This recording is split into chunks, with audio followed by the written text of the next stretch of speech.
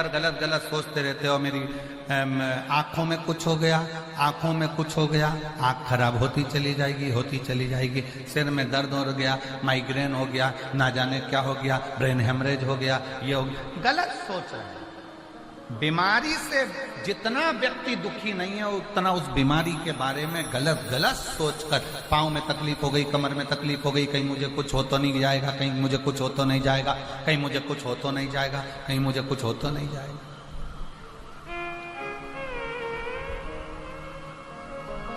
क्यों गलत सोच रहे?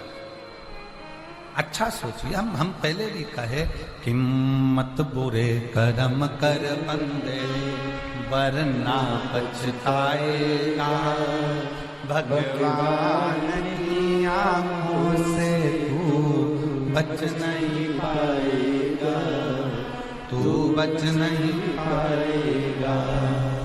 अरे ओ अज्ञानी मत कर नादानी, अरे ओ अज्ञानी मत कर नादानी।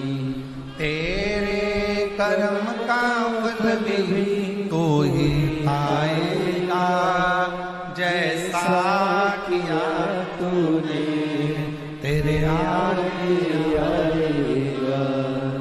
मत बुरे कर्म कर बंदे वरना पछताएगा, भगवान की आंखों से तो बच नहीं पाएगा, तो बच नहीं पाएगा।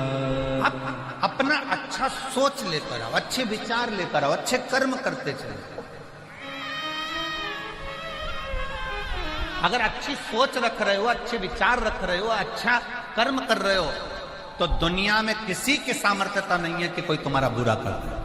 किसी की सामर्थ्यता नहीं कि कोई तुम्हारा बुरा कर दे। चाहे फिर कोई नींबू पटक दे, चाहे फिर कोई मिर्ची पटक दे, चाहे कोई फिर तंत्र कर दे, फिर चाहे कोई मंत्र कर दे, दुनिया में किसी की सामर्थ्यता नहीं कि कोई तुम्हारा बुरा कर दे। अगर दिल साफ है तो नियत साफ है तो परमात्मा भी देता ही देता है।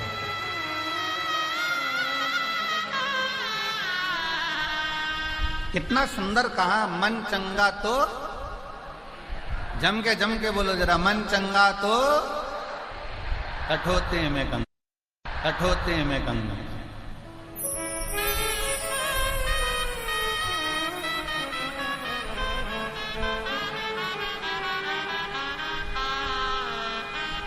और अगर मन चंगा नहीं तो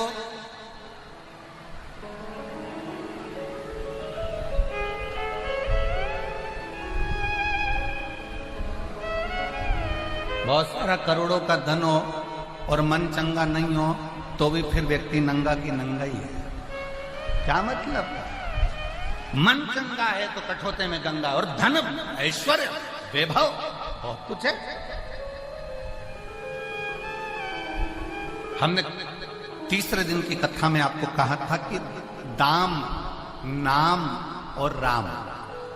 दाम पकड़ोगे तो भी राम चले जाएगा और नाम पकड़ोगे तो भी राम चले जाएगा, और यदि राम को पकड़ लिया तो दाम और नाम दोनों तुम्हारे पास आते हैं।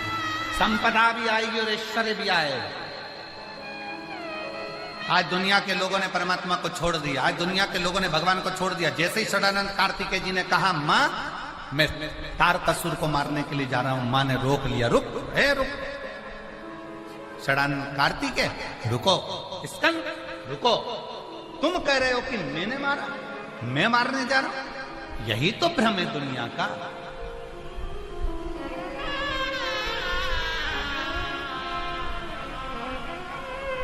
कई माताएं कह देती है गौतम मैं जिंदा हूं तो घर चल रहा है, जिस दिन मैं मर गई तो आटे दाल का भाव मालूम पड़ जाएगा।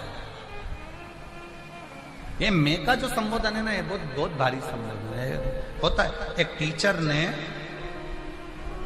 एक बच्चे से, स्टूडेंटों से स्कूल में प्रश्न किया, क्लास बच्चों गुड मॉर्निंग। बच्चे भी गुड मॉर्निंग बोल दिए, बैठ गए, पढ़ाने लगे। फिर टीचर ने कहा कि एक बात बताओ, मैं जब दिल्ली से प्रयाग चला था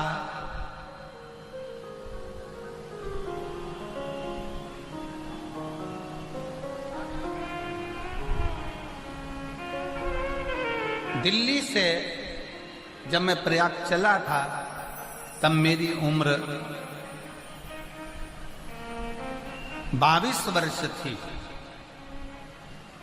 जब मैं दिल्ली से प्रयाग चला तब मेरी उम्र 22 वर्ष थी। तो अब मेरी उम्र कितनी होना चाहिए? अब ये कोई प्रश्न है?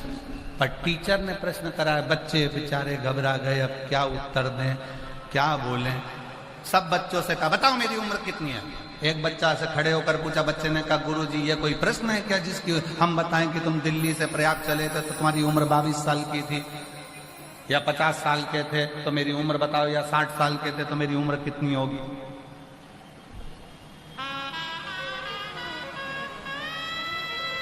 सारे बच्चों ने कोई जवाब नहीं दिया। तब एक बच्चे को फिर खड़ा करा, तू बता कि मैं दिल्ली से प्रयाग चला, मेरी उम्र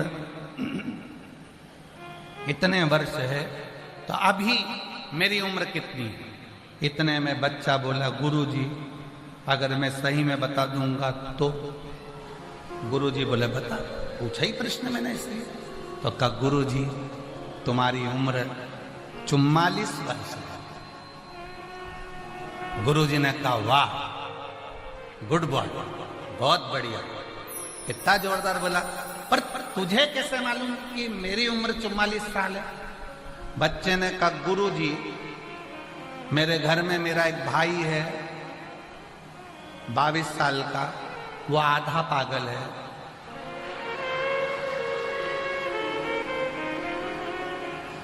और तुम्हारी उम्र 44 साल है, तुम पूरे पागल हो। आपको ही, मेरे भाई की उम्र को मैंने दुगना कर दिया। ये कोई प्रश्न है? हम भी हमारे भ्रम में जी रहे हैं। माताएं कहती हैं मैं जिंदा हूं तो घर चल रहा है, भाई कह देते हैं मैं दुकान चला रहा हूं, मैं काम कर रहा हूं, मैं मेहनत कर रहा हूं, मैं कर रहा हूं, मैं नहीं करूं तो कुछ भी नहीं हो। अगर मैं ना करूं तो कुछ ना हो, कुछ भी नहीं।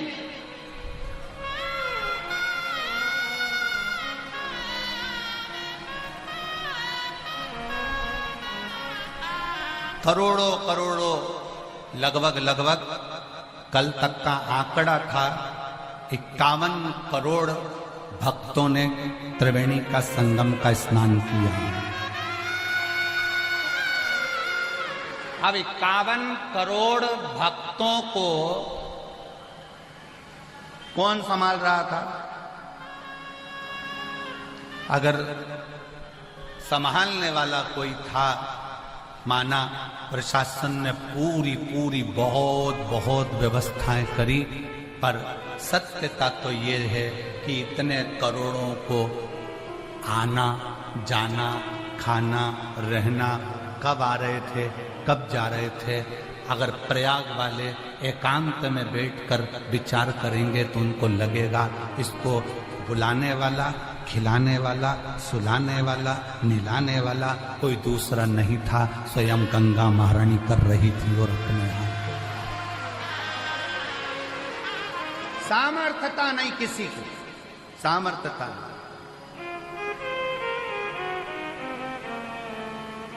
51 करोड़ भक्तों को भोजन कराना, 51 करोड़ों की रहने की व्यवस्था, भोजन व्यवस्था, शौचालय व्यवस्था, अन्य व्यवस्था।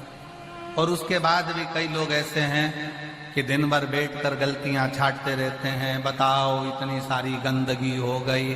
अरे गंदे आदमी, तू गंदगी देख ही क्यों रहा है? तू तो अच्छा देखना।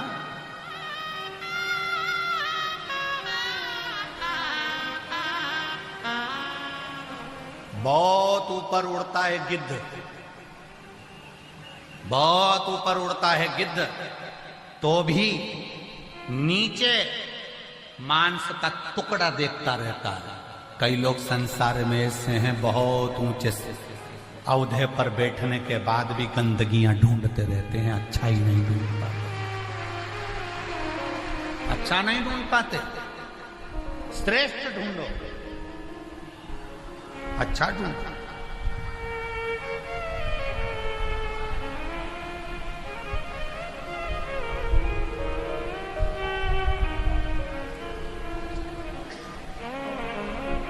यहाँ पर एक माता बैठी है जो अपने परिवार के साथ में कथा सुनने के लिए जब पहले दिन वहां से चली थी तो ट्रैफिक में फंस गई थी, बहुत भीड़ थी।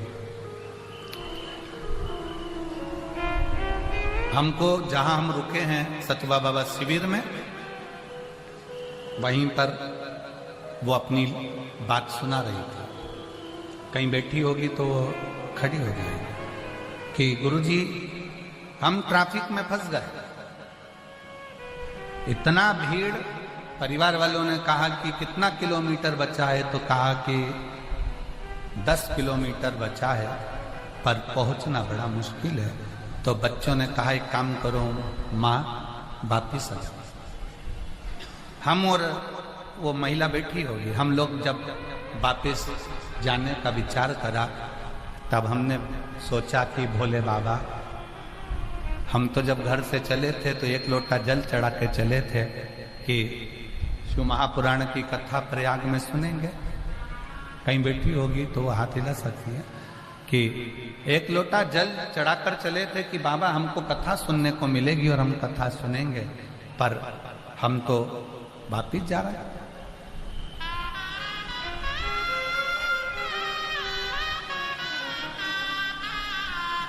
देख लिया, वापिस जाने लगी।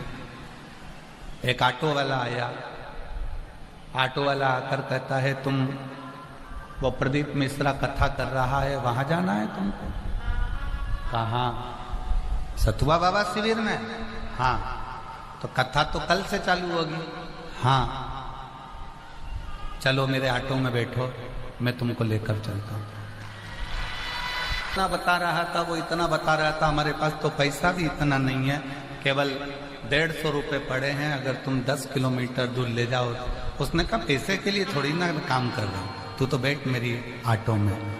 ना जाने कौन सी गली गली में से वो ऑटो घुमा घुमा कर लाया और सीधे कोई ऑटो उस दिन अंदर नहीं आ रहा था, इसी पंडाल के बाहर मुझे छोड़कर चले गया। 1 रुपया भी लेकर नहीं, 1 रुपया। और मैं प्रयागराज के बेटों को, प्रयागराज की बेटियों को धन्यवाद दूंगा।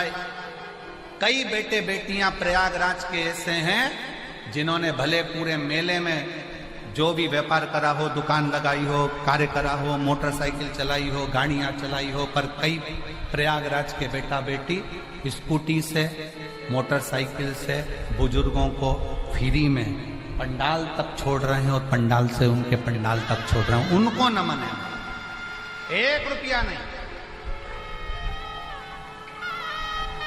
ये सहजता का विषय, ये सरल।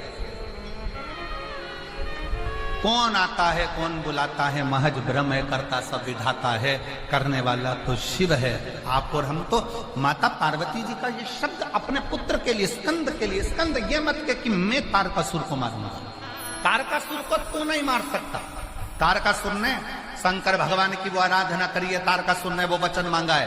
तारकासुर ने ये नहीं मांगा कि मैं शंकर भगवान से मरूं, तारकासुर ने मांगा कि मैं शंकर के पुत्र के द्वारा मरूं, क्योंकि शंकर को इतना प्रेम करता है तारकासुर। शिव जी को अकेला बैठा देखता है ना तो दिल दुखता है। इंद्र के संग इंद्राणी है, ब्रह्मा के संग ब्रह्माणी है, नारायण के साथ में लक्ष्मी है, सारे देवताओं की धर्म पत्नियां उनके साथ है। सती मैया जब जलकर भस्म हो गई, अकेला अकेले देवाधिदेव महादेव है। तारकासुर की आंखों में जल भर जाता है कि मेरे महादेव अकेले रह गए। तारकासुर ने विचार कर लिया, मरूंगा तो शरीर, पर शंकर भगवान को जोड़े से बिठा कर जाऊंगा तब मरूंगा, ऐसे कैसे मरता। और ब्रह्मा जी ने कहा वर मांग ले तारकासुर कहता है वर दीजिए, अगर वर देना है तो ऐसा वर दीजिए कि मैं मरूं नहीं, और कुछ वर मांग ले तो वर ऐसा दीजिए कि मरूं तो शिव के पुत्र के द्वारा मरूं, क्योंकि शिव का पुत्र जब होगा, जब शादी होगी तो मेरा मन खुश हो जाएगा, फिर भले मर जाऊं।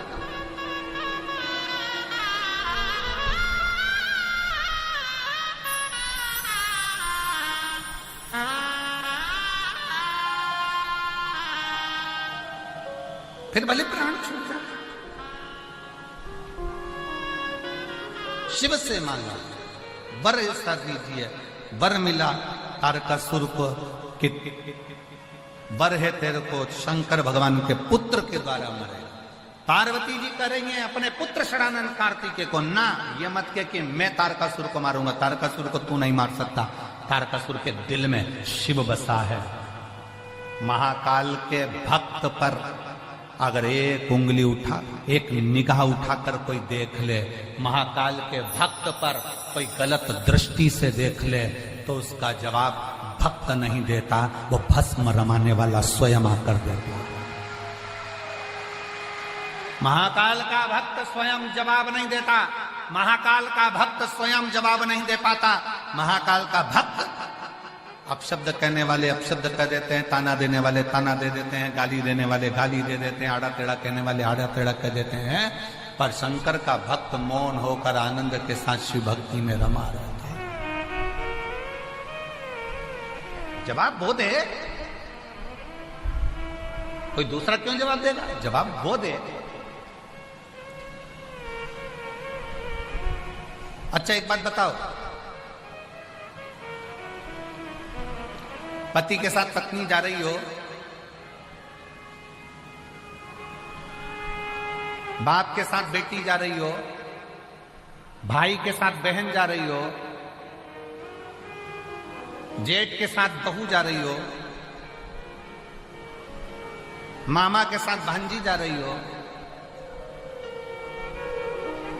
ताऊ के साथ बेटी जा रही हो, और अगर रास्ते में चलते चलते कोई अपशब्द कह दे तो बहन जवाब देगी, बेटी जवाब देगी, बहू जवाब देगी, या उसके साथ में जो होगा उसका पति, उसका बेटा, उसका पुत्र, उसका भाई, उसका ताऊ, उसका मामा, जवाब कौन देगा? बेटी नहीं। जब आप शंकर की भक्ति करते हो, एक लोटा जल चढ़ाने के लिए जाते हो, शंकर को एक लोटा जल चढ़ाने के लिए जाते हो, शंकर भगवान के मंदिर में सुबह सुबह पहुंचकर एक लोटा जल जब तुम चढ़ाते हो, सुबह के समय पर जाकर जब एक लोटा जल समर्पित करते हो, उस समय से लेकर 24 घंटे हर पल हर घड़ी शंकर भगवान तुम्हारे बाप बनकर तुम्हारे साथ साथ चलते हैं। अगर दुनिया की गलत दृष्टि पड़ती है तो जवाब स्वयं काल अधिपति महाकाल देता है। जवाब कोई दूसरा नहीं देता, जवाब देता है काल अधिपति महाकाल। अकाल मृत्यु वो मरे जो काम करे चंडाल का, काल उसका क्या बिगाड़े जो भक्त हो महा। जवाब वो दे, हम जवाब क्यों दे? हम तो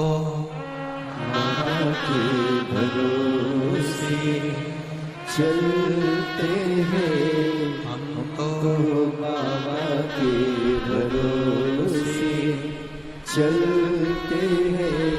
ये दुनिया वाले जलते हैं, ये दुनिया वाले जलते हैं, हम तो बाबा के भरोसे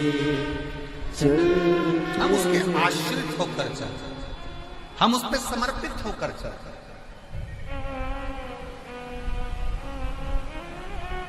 हम अगर उसके दरवाजे पर जाकर विनय कर रहे हैं, निवेदन कर रहे हैं, उससे विनती कर रहे हैं, उसकी अर्चना कर रहे हैं, उसके आश्रित,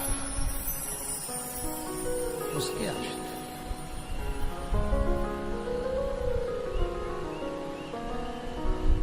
और झोली मेरी तंग, झोली मेरी तंग, भोले तेरे यहाँ कमी, तेरी कृपा से हूँ, उसकी कृपा से मिला।